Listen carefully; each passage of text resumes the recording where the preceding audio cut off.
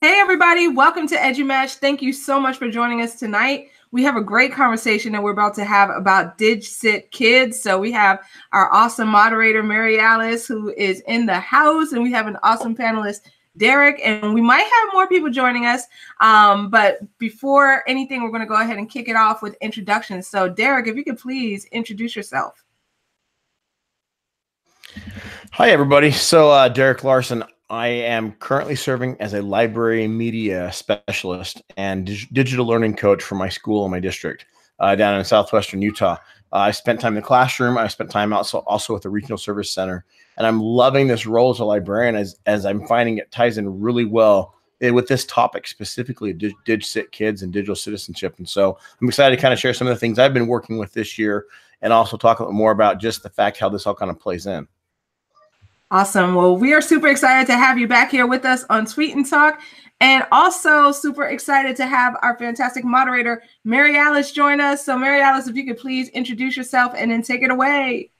Hey, so great to be with both of you. And I'm Marialice Curran.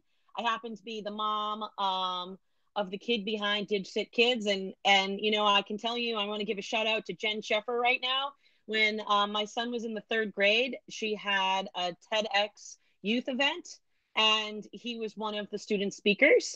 And when he got there, he was like, "Mom, all the kids are like in high school and everybody else is an adult. I'm like the youngest kid here. Adults are waiting too long to have this conversation." And honestly, because of that exact, Nicole's in the house, I just saw. Because of that opportunity to take the stage and tell a story when he was in the 3rd grade, it changed everything, where he was like, I want to make sure that, like, why are adults talking about student voice? Why aren't kids inspiring and empowering other kids? So that's what today is all about, and what the DigCit Kids book is all about. So I'm excited for the conversation, and let's get Nicole in here. Hey guys, how are you? Are we on intros? Can I just introduce myself? I am Nicole Taylor, and I'm an instructional technology coordinator. I'm right outside of Dallas, Texas. I get to work with teachers and students and administrators and really cool kids like this one right here to help them use technology in order to just make learning come alive. And do you want to introduce yourself? Tell them your name and what grade you're in. My name is Kaden Taylor. I am in 2nd grade.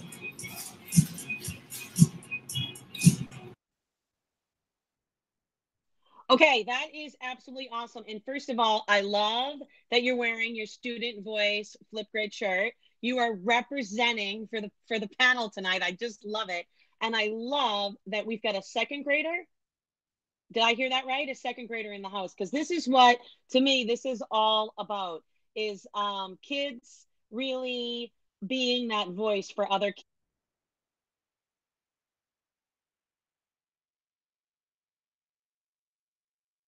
I think we might have lost audio on you, Marialice. So sorry. Oh, there you are. He would be with us. So we would have one more kid, but he's got a concussion. Happened yesterday. But his whole thing was, you know, DigCit Kids is about kids empowering other kids. And I would love just to hear from the 3 of you, and Sarah, you too as well. What do we do? What does this look like? What is the reality, you know, whether this is in the classroom or this is at home? Who wants to jump in first? So I'll jump in first real quick. So for me, I think it's important when we're talking about empowering kids and letting them kind of do their thing, is we have to give them space and let them kind of go with it. When I was in the classroom, that started with basically saying, okay, here's a project we're going to work on. How do you want to do it? And it was very open-ended, not just with digital citizenship, but just in general. And the first time I did that with my students in my class, they were shocked. Wait, what? What do you mean? We don't have like set stuff we're doing? No, we don't have set things. You're going to do this project how you need to do it, and the format works for you. So I think that's a huge thing. And the more we can let kids see that, it can really help and kind of open them up to let them say, okay, I can actually do this, and I can go with where I want to be going with it. In regards to digital citizenship, we have a whole bunch of posters all along my school I should have taken some pictures of it, that are basically just positive messages of helping and helping people and be kind, and lots of be kind and be helpful, and these kind of comments that really, they do play into this. And we have to allow our students the chance to just kind of find how they want to express it and let them have the ability to go with it. Hey, I'll jump in. I'll say that Kaden, she's one of three. I have a trio. I'll say that I don't think my kids get enough opportunities to explore at school, but I do try to give them opportunities to make global connections at home, using Seesaw to connect with family and friends, to kind of share the cool things that they're doing. I know that's one thing that we've been talking about. Kaden and I were talking about it earlier today, how being a good digital citizen just is hand in hand, and just being a good person and trying to be kind and just making sure, remember we were talking about that in the car, just kind of making sure that we're the same person online that we are, just in the real world. So I just think, helping kids to make that connection with just being a good citizen. I know that in my day-to-day job, just really, we're kind of building that plane. We're trying to see what instructional technology looks like. And so what does it mean to be a good digital citizen? And what does that mean to weave that into every content area? Because it's no longer just the technology teacher's job. We all use technology to do our job and to teach kids. So just at school, we're still trying to figure that out. But I think at home, we're kind of navigating that with the kiddos as well. Awesome. I have to say, Caden, that's the same story with my son when he was in the 3rd grade. He did not have many connected learning opportunities. In fact, he had none at school. It all happened at home. And, I tried to, do whenever I could, try to embed this into his own classroom. So for example, when there was like, be the mystery reader at school, Derek, this is going to come back to you, but be the mystery reader. I showed up, and when you don't ask for permission and then afterwards you like ask for forgiveness. Oh, sorry, I didn't know I was supposed to ask before, but I was the mystery reader, and I just showed up, and I had already planned it with both Sarah and Derek that I was going to actually jump on Skype and they were going to be the mystery readers. And so I just showed up and I was like, can I just get on your computer and open up Skype? And those were like just simple ways to try to embed this into my son's academic school. And then the teacher thought that was absolutely fantastic. But I can tell you from the 3rd grade on, there hasn't been much interest at all. Like, he would say, well, we have technology at school, we're one-to-one.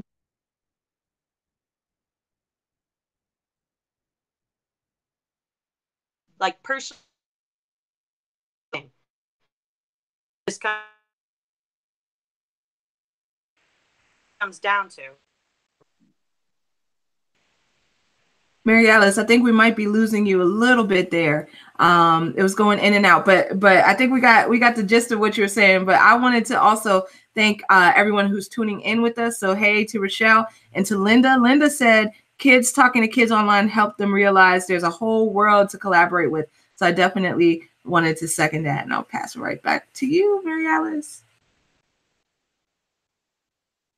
Okay, am I back on? Am I good? Okay. So, I mean, did the whole thing about being for that mystery reader on Skype was just a wonderful way, like something really simple to be able to do. And so for the parents out there that might be listening, they might not be happening in your schools, but there are things that we can do in our homes. Because this is like, for digital citizenship, it shouldn't just be something that is just at school. This is something we do at home. And then hopefully parents then realize, okay, this isn't just for kids. This isn't just for school and home. Gosh, when I go to work, I have a responsibility, and I need to, all my choices and my actions need to look differently when I'm at work with other adults as well. I would love to hear from everybody their like favorite, like inspiring story, whether it's in your own classroom, you've seen it happen someplace else. I'd love to hear from everybody. What does a DigCit kid look like? Can be at home, in school. Let's hear some examples.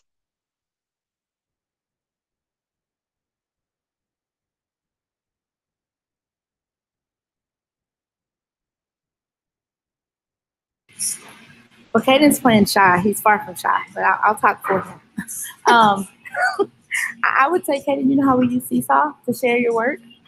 So being a good digital citizen, putting good work out there, right? And connecting with other people. Like, look, this is part of the digital citizenship. These people are like all over the world, and we're able to kind of talk to them about the things that we do and we see on the internet as well, right? Do you want to add anything? No? I think it's really cool that our kids now just have all of these opportunities that like we didn't have. You know, I can remember having pen pals, like snail mail, back in when I was like Caden's age and a little older, and how cool I thought it was to write a letter to the people, you know, in another town, a town or two over. But now I just think about some of the work that we've been able to put out, and my kids have been able to connect with, Sarah. I think all three of my kids have asked her questions from one time or another from various things, or friends in California, like people that they may not have ever had access to, and they get to connect and get their questions answered. So I just think digital citizenship for kids, like it's global connections, and it's us as adults. Sometimes, you know, we're the gatekeepers, and we can get in the way, getting out of the way and showing them how to make those positive connections, to both learn and to share their learning with others.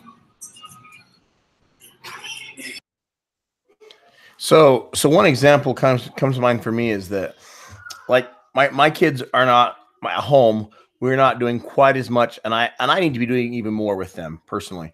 But what I found is my daughter recently asked about getting an email address, and in the school district where I work, every kid has a Google Apps for Education account, or whatever it is now, G Suite account. I'll always go back to GAIF, but a G Suite account. But they have the email turned off all through K5.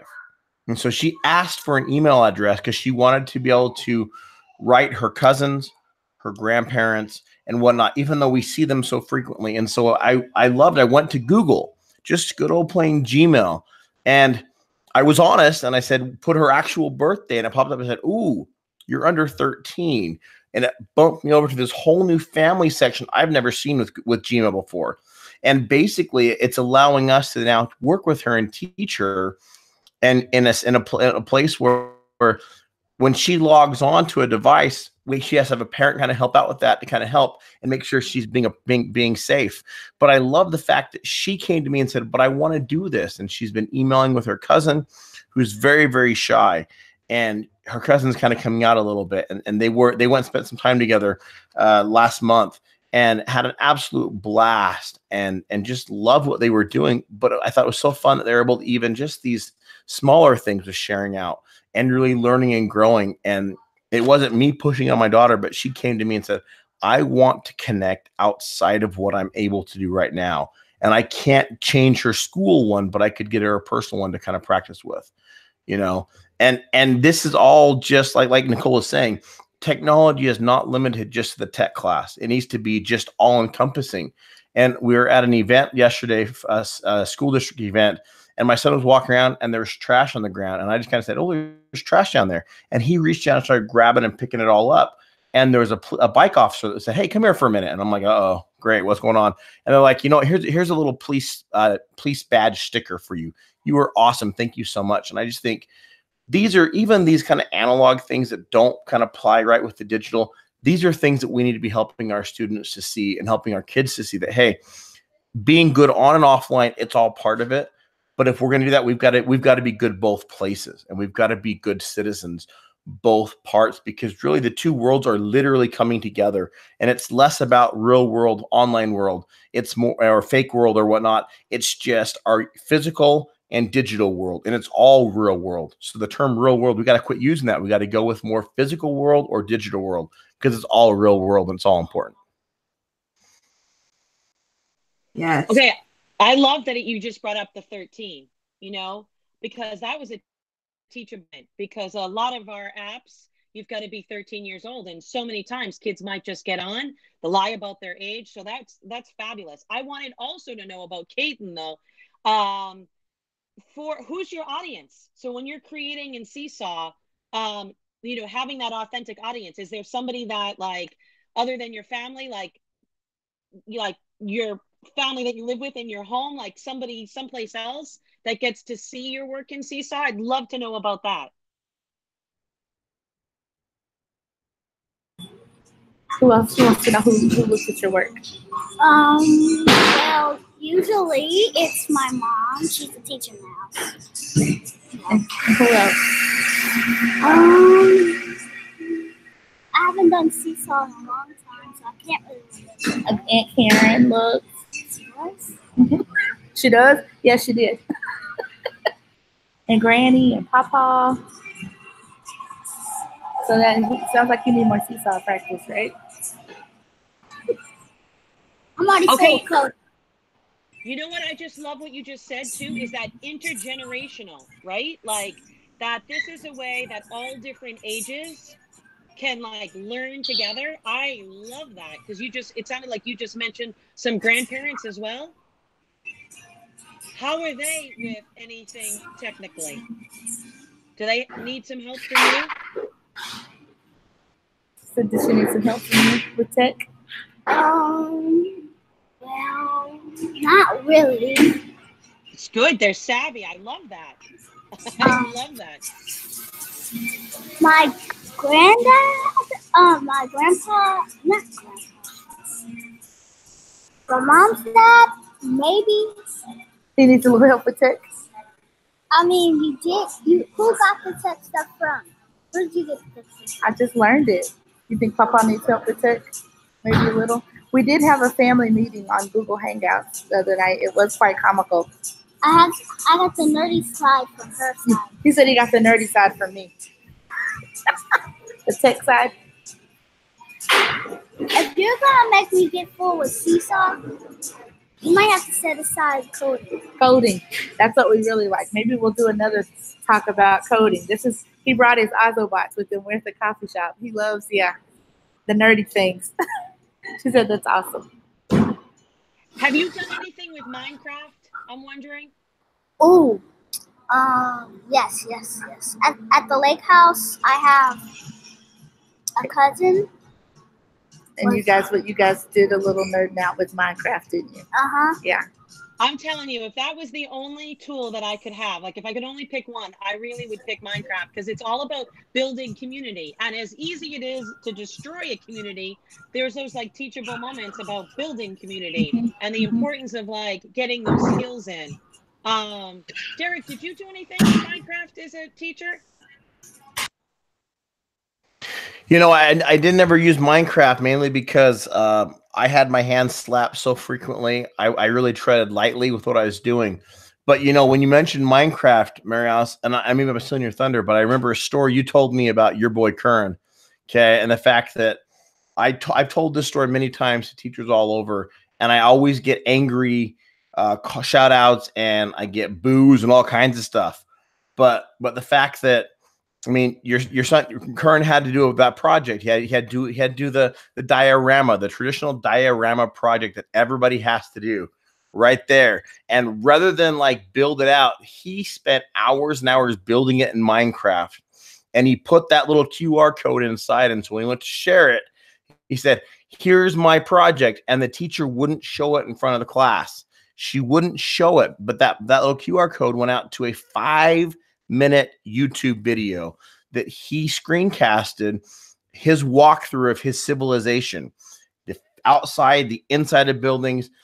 Oh my heck, I showed just maybe a minute or so of that and talking straight through. I've had teachers' jaws hit the floor and say, if I had a student put that much time into it, I would have kissed their feet because they killed it. And it made me so upset and made all of them upset when they hear that he, one, couldn't share it with his class, and two, didn't get full credit because he didn't follow the directions and make a physical diorama, when really what he did was 10 times, 20 times more effort, but in a digital space. And I think that just shows that sometimes we get in the way as adults. The kids have the ability and they know how and they want to, and that desire, but we get in their way. And if we could just get ourselves out of the way, they can really then move and grow because we hold them back so much. And sometimes we think it's for the good, but often we're just causing problems, and we've got to remember that it's not about us anymore. We have to realize it's okay if we're a little bit uncomfortable. It's what's best for kids, not for teachers and parents. It's not for the adults, it's for the kids. What's best for the kid, that's what should be happening. I agree with that, Derek. That was great.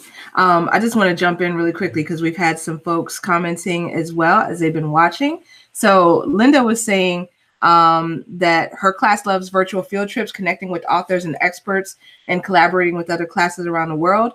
Michael Sinclair was saying that mystery Skypes are good. Linda was also saying, got to be good citizens in person and online. Valerie Lewis popped in and said, so cool. Ooh, on Minecraft, love it. And Michael also said, step back, no need for so much time. Any spent doing it is enough. So thank you to everybody who is watching. So I'm gonna kick it right back to y'all.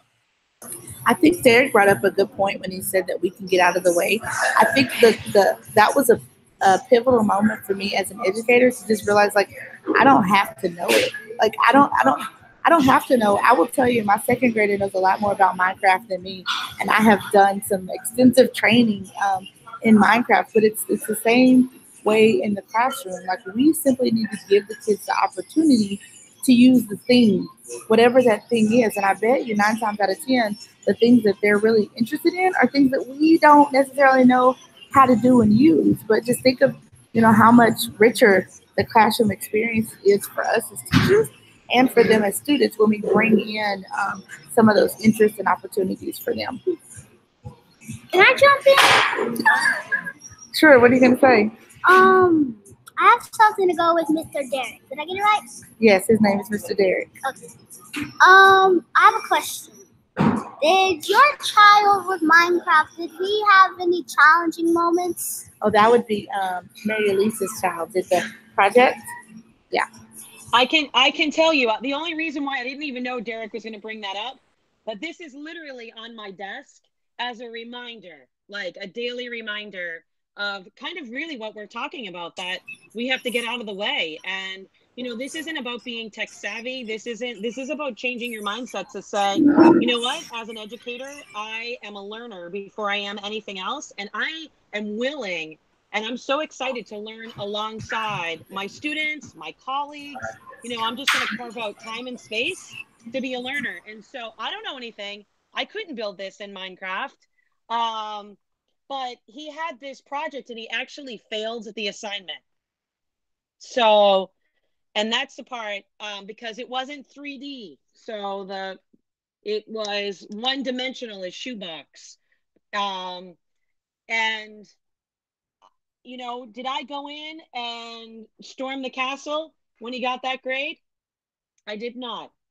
The next day I put him in a t-shirt, and the t-shirt said, think outside the box. And I said, all you have to do is you've got to meet people where they're at and you try to help move them forward. That's it.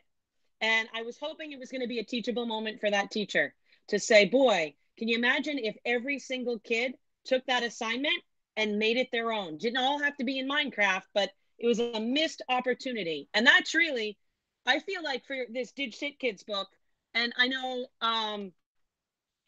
this is like, it's not a checklist. Digital citizenship doesn't have to be a prescribed lesson plan or a checklist that I have to do. These are things that we can embed into, our routines, our daily routines, at home and in the classroom. And that's the part that makes me the most excited, is that there are other people that feel and believe the same exact thing and are willing to do that for our kids. So one thing I'm going to jump in real quick. Along with that, it doesn't have to be a checklist or a separate thing, but there's nothing wrong if it is. As a librarian, what I've done this year with my library, so I'm brand new as a librarian. I'm at an intermediate school, which is 6th and 7th grade here in my district. So what I do is I have 1 week. Every 1 week is when we do typical library stuff. Kids come in with their language arts classes. They check out books, and I'm focusing on like literacy and novels and reading. That's my big push. The next week, I have my social studies classes come in, and my whole focus is media literacy and digital citizenship. And I'm actually teaching lessons, and I'm going through, and it's been so about, how to find good sources. what do good sites look like? How can we go through it? How can we find trustworthy stuff? And it's been really interesting. I've wondered, is it even mattering, or am I just wasting time? And I've had kids ask me and say, you know what? I used to think such and such was a good site, but I think it's just a garbage site. I think it's just, and like they're going off, and I'm like, it's sinking into these heads. And that's what we have to do, is sometimes we have to take the 10, 15 minute and say, I'm going to sit down. We're going to actually look at this one thing for a minute. And other times we can embed with what we're doing. But if we don't give them that background, that foundation of digital citizenship and media literacy, they don't have anything to build off of. We have to really, and sometimes we have to remember that as educators, that, yeah, maybe we don't know where we're going to fit it because it's not a tested subject. It's not there, but I don't give a care. What's more important? That they know how to trust and find things online, because that's where they're living, or not, because that's what they need. They have to know what's going on. That, maybe Wikipedia is not a terrible place, but it's probably not a good source for a paper you're writing. But you can start there, get some background, and go from it, and we have to kind of dispel some of these problems, because there's so much happening out there that it's all messed up, and we have to realize it's okay to spend some time on these untested areas, because they are what's going to matter in the long run. Not if they remember the Pythagorean theorem and some of these mathematical things. That, yes, that's important. I'm not saying math is not important, but day to day, day in and day out, some of this stuff is far more important to their forever lives. Amen to all of that. And I love, I think I probably brought up about the embed part, because if you don't know where to start, like, you don't have to, this is like what we've been talking about. You just have to be willing to say, this is a critical conversation that needs to be happening at home, in the classroom. And there are easy ways to just start that. And then to build that, exactly what you just said, to build that foundation, so that our students aren't just consumers, they're creators. And you can't be a creator unless you've had an opportunity. And this is where it goes back into, like, it doesn't matter what grade you teach or what your content is, man, digital citizenship, it's a foundation of what absolutely everything that we're doing. So I'm really happy to be with all of you. And I know I'm looking at my time, Sarah. So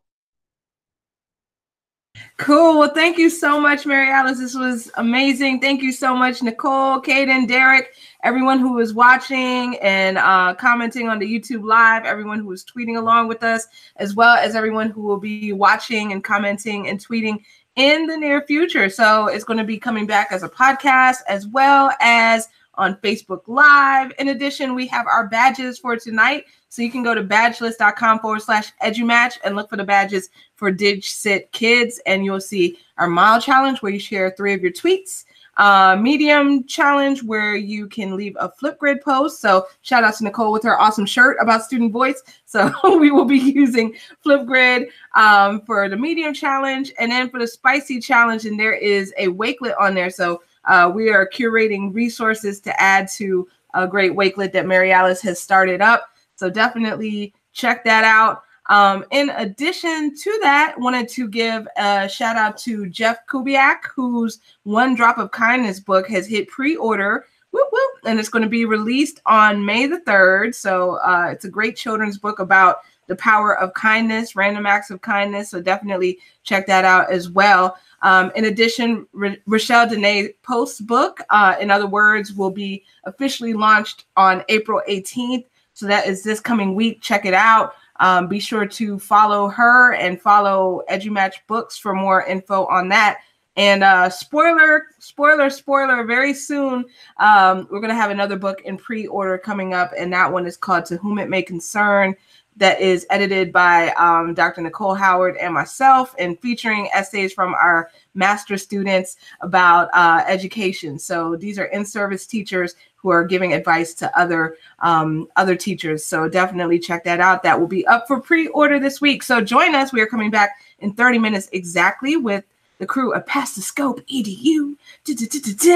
And we are going to be celebrating the 3rd anniversary. So totally cool about that. And in addition, 7:45 Eastern, we are going to be chatting once again with Lynn Cologne. So thank you so much to Lynn. Can't wait to connect with her as well. And thank you to Pass the Scope EDU as well for their 3rd anniversary. So with that, we're going to sign off and hope to see y'all in half an hour. All right. Bye-bye.